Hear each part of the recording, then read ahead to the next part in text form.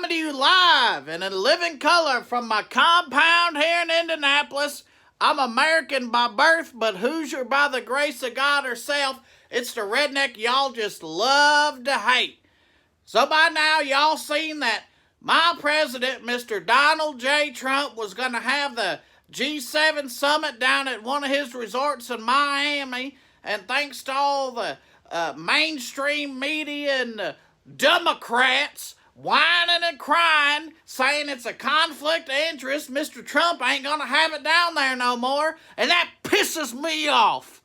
You know, first off, I don't even know what the G7 is, but if Mr. Trump supports it, then I support it.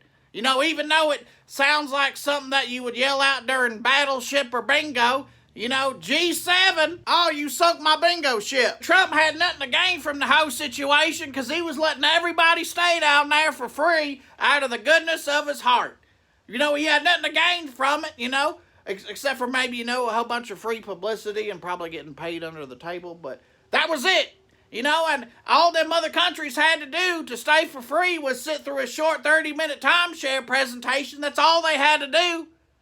You know, when are you libtards gonna understand that if you can get past all the go back to your countries and build the walls, that Mr. Trump is a pretty hospitable person when it benefits his bank account?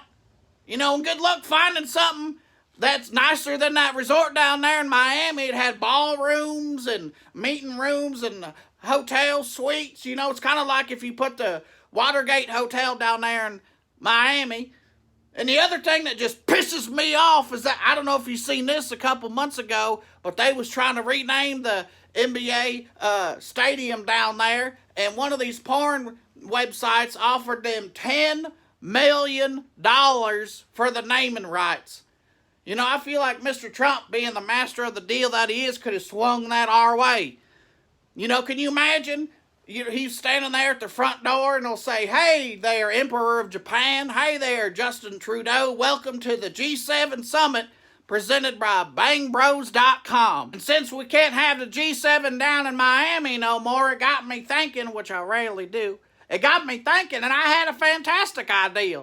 You know, Mr. Trump, why don't you have the G7 right here in my compound? I'm talking live and in living color from Indianapolis.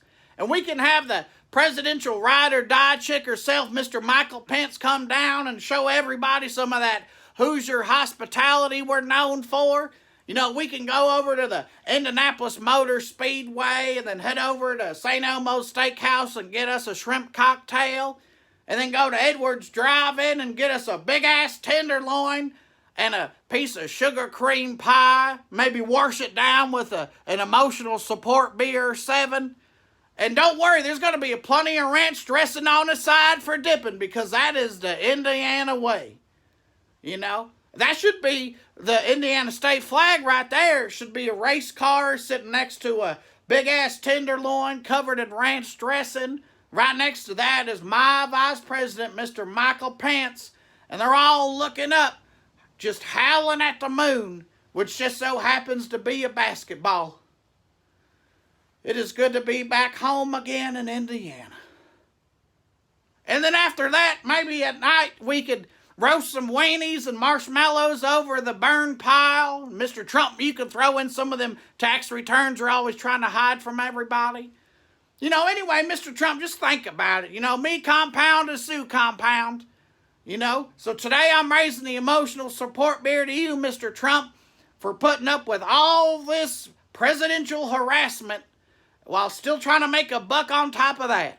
And as always, fuck the NFL and go Colts.